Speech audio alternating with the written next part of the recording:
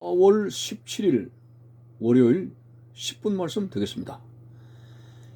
성경 말씀은 누가복음 24장 6절에서 9절까지 읽어드립니다.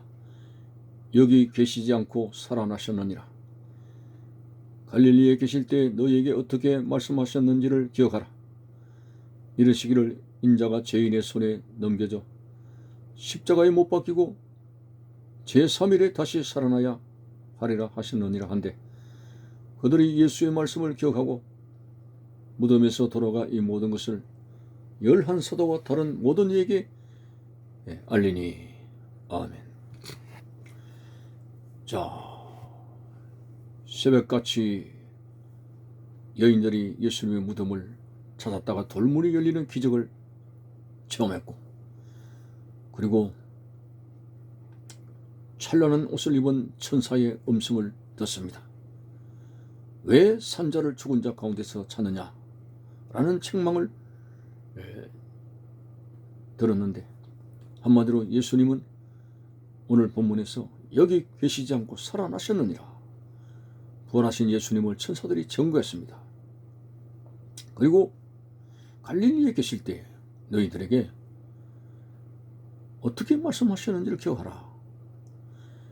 인자가 죄인의 손에 넘겨져서 십자가에 못 박히고 제3일에 다시 살아나야 하리라 하신다는 그 말씀을 기억하라고 천사가 말했습니다.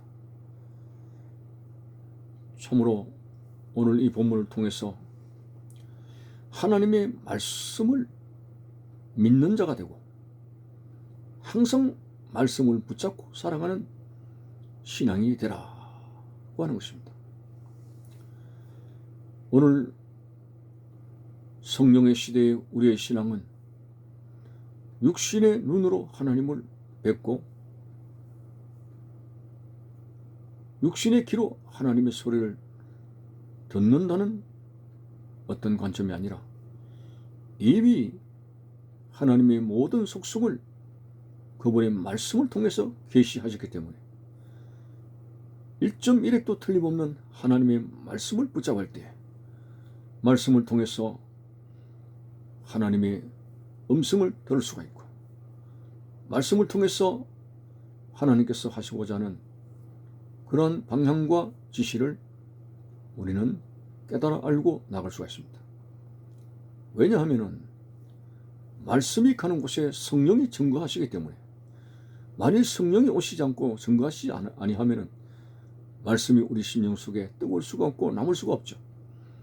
그러나 말씀이 전파되는 곳에 하나님의 성령께서 역사하시기 때문에 데살로니가 교인처럼 바울이 말씀을 전가할 때 인간의 말로 받지 아니하고 하나님의 말씀으로 받음이라, 이런 신앙 고백 속에서 하나님의 말씀을 믿을 때 오늘 우리의 삶 속에서 말씀을 통한 하나님의 역사가 우리에게 일어나는 것입니다. 그래서 바울은 하나님의 말씀은 믿는 자 속에서 역사하느니라 라고 했습니다. 아무리 전능하신 하나님 말씀이라 할지라도 우리가 거부하고 말씀을 믿지 않는다면 오늘 그 말씀을 통한 하나님의 역사를 결코 체험할 수가 없는 그림의 떡이 되는 것입니다. 그래서 하나님의 말씀은 하나님의 모든 역사의 발자취를 기록한 생명의 떡이요, 생명의 그러한 양식이 되는 것입니다. 복 있는 사람은 악인의 꾀를 따르지 아니하며 죄인의 길에 서지 아니하며 오만한 자의 자리에 앉지 아니하고 오직 하나님의 말씀을 즐거워하고 그 말씀을 밤낮으로 묵상하는 자로다. 복 있는 사람이라고 했습니다. 세상 복처럼 육신의 관점에서의 복이 아니라 진정 하나님의 말씀을 묵상하고 가까이 하는 그 생활이 복 있는 자의 생활이며, 저는 시냇가에 심은 나무가 시절을 쫓아 과실을 맺으며 그 잎사귀가 마르지 아니하더니 만사가 형통하리로다고 했습니다. 영혼이 잘된 같이 육신의 범사가 잘되는 사람이 누굽니까? 바로 하나님의 말씀을 붙잡고 나가는, 하나님 말씀을 믿고 나가는 그 신자들이 바로 복 있는 자들입니다. 오늘 육신의 눈으로 하나님의 실존을 배우지 못한다 할지라도 그분께서 말씀을 통해서 섭리하시고 계시하시고 역사하신 모든 것을 우리가 믿고 그 말씀을 열심히 듣고 그 말씀을 열심히 들여다보는 그 생활이 되어지게 될 때 오늘 심령 속에서 성령이 증거하여 우리는 큰 믿음의 사람이 될 수가 있습니다. 믿음은 들음에서 나고 들음은 하나님의 말씀이라고 하지 않습니까? 왜 나는 이렇게 믿음이 약할까? 하고 한탄만 할 것이 아니라 믿음은 들음에서 나고 들음은 하나님의 말씀으로 말미암는다. 그래서 열심으로 말씀을 듣게 되면은 그 열심을 보시고 성령께서 깨닫게 해주시고 큰 믿음을 주시게 되는 거죠. 세상에서도 그렇습니다. 이거 뭐 성경책이 어려워서 도무지 알지 못하겠거늘 하는데 독서 100편 의자이니라. 100번을 읽게 되면 결국 그 뜻을 알게 된다는 세상에 그러한 말이 있습니다. 하물며 오늘 성경이 어렵다고만 주저앉는 것이 아니라 열심으로 듣고 열심으로 읽고 간절히 찾을 때에 성령께서 그 말씀의 뜻을 알게 하신다는 것입니다. 그래서 오늘 우리의 모든 신앙의 근거는 하나님의 말씀입니다. 이단들이 하나님 말씀을 왜곡 해석하는 거죠. 이런 가운데서 우리는 교회 지도자를 통해서 말씀의 바른 의미를 깨닫고 바르게 해석하는 말씀을 우리가 담아서 사탄 마귀가 말씀을 왜곡하게 만드는 그러한 그 불의에 빠지지 말아야 한다는 것입니다. 진정한 영적인 분별력이 생겼어.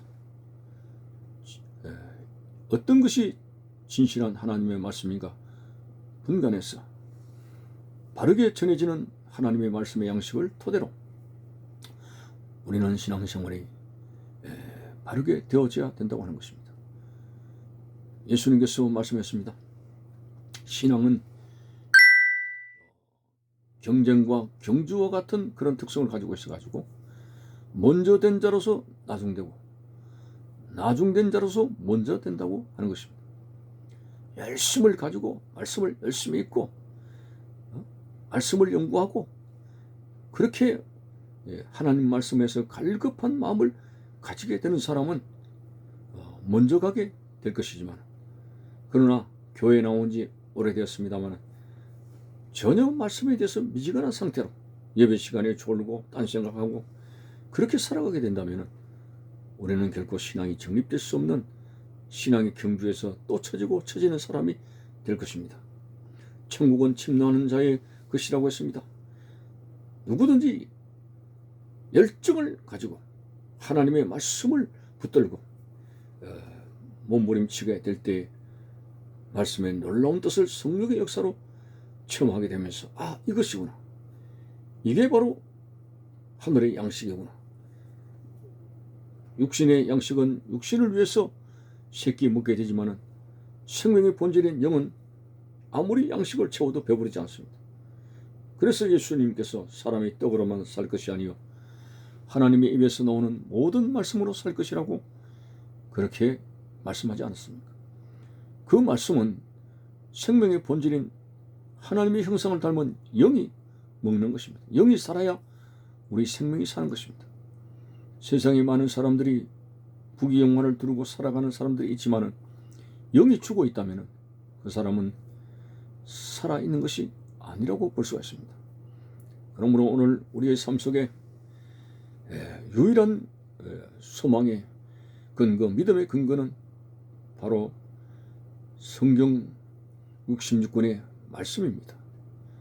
구약 39권, 신약 27권 이 말씀을 토대로 날마다 하나님 앞에 믿음으로 살아가서 이 캄캄한 제약으로 관영을 하는 이 세상에 현혹되지 아니하고 주의 말씀은 내 발의 등이요 내가 가는 길에 빛입니다라고 했으니 말씀의 등불을 켜고 어둠에 헤매지 않는 확실한 표들을 향해서 나가는 여러분들의 신앙이 되시기를 바라는 것입니다. 감사합니다.